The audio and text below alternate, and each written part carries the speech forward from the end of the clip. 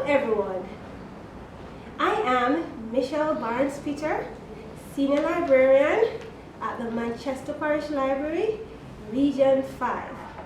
Today I'll be reading about Anansi and the Logger Turtle, written by Al Campbell, taken from the book Anansi and Friends. One day, Anansi the Spider-Man dug up some very fat and tasty looking yams from his farm. He baked them with much care and they came out of the oven smelling quite enticing. He could not wait to sit down and eat them. Just then, there was a knock on his door. It was his good friend, Logger Turtle, who had been traveling all day long and was very tired and hungry. So there is Logger Turtle and Anansi. "Hello, Anansi," said Logger Turtle.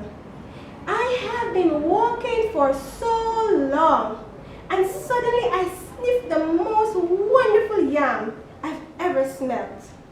Would you be kind enough to share your food with me?" How could Anansi refuse?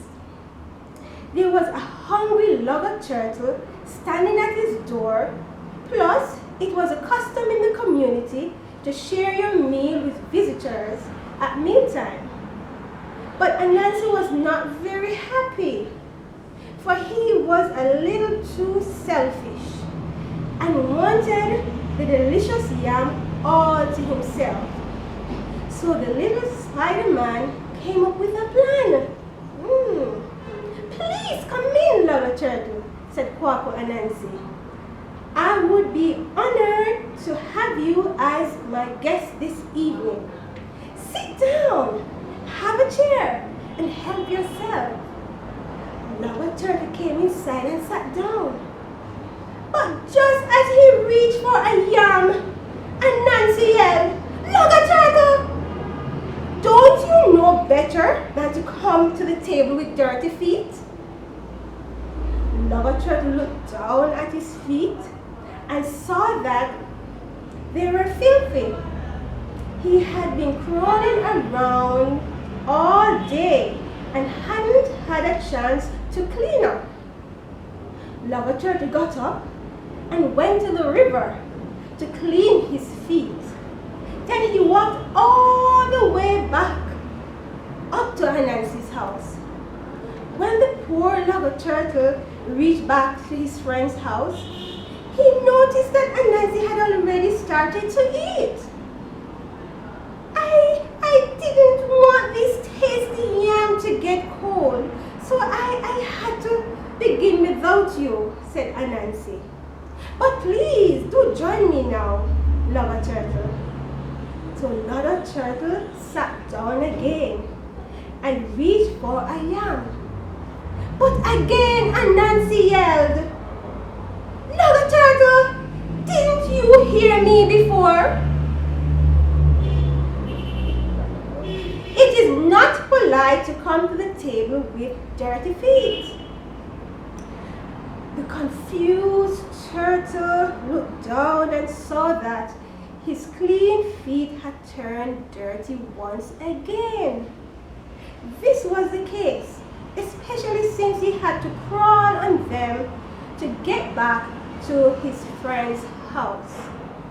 So he walked down to the river once more to wash himself off. When Logger Turtle returned the second time, he was careful to walk on the grass so that his feet would stay clean. Nonetheless, by the time he sat down at the table, Anansi had finished the last bit of tasty yam, and not even a morsel was left. Logger Turtle looked at Anansi for a moment, then said, "Thank you for sharing your meal with me. If you ever find yourself near my house, please let me return the favor." And then he slowly walked out the door and went home with a hungry belly. The days went by, and Anansi thought more and more of the meal that Logger Turtle had offered. He got more and more interested in a free dinner and finally could not stand it any longer.